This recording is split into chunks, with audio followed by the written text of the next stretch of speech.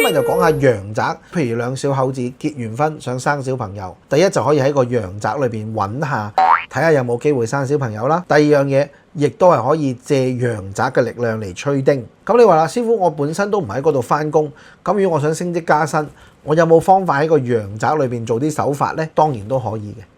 有個好實際嘅例子就係我之前話咪介紹大家可以揀屯門呢一個地方嘅，係因為我有個客人佢咁啱真係揀到呢一個地方，喺屯門揀咗一個我覺得算係唔錯嘅一個屋苑啦，都係大型啲嘅，比較多受歡迎啲，亦都多人住，亦都多人選擇。咁喺佢嘅上蓋咧，即係屯門站嘅上蓋裏邊咧，我就揾到一個地方咧，佢個風景或者其他嘢都尚算可以。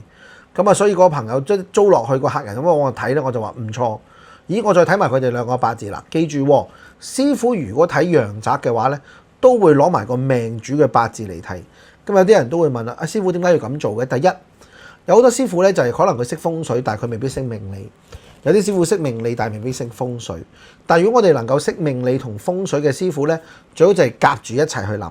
咩意思啊？就係呢間屋究竟夾唔夾呢一對夫妻，或者佢成個家庭可能一家四口啊，或者佢三代同堂啊，究竟佢適唔適合一齊去住呢？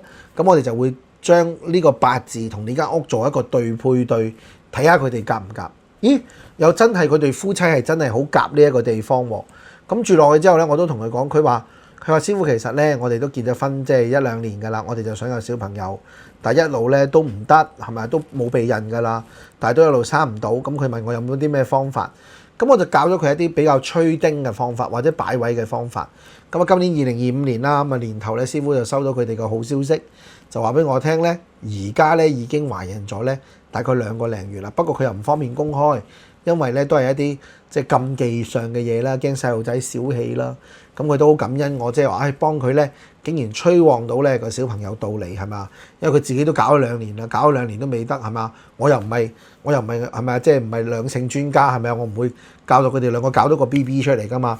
我又唔係婦產科醫生係咪啊？我係透過玄學嘅概念，就催旺佢某一啲喜慶嘅位置啊，或者旺到佢某一啲喜慶嘅位置啊，令到佢咧有添丁嘅情況。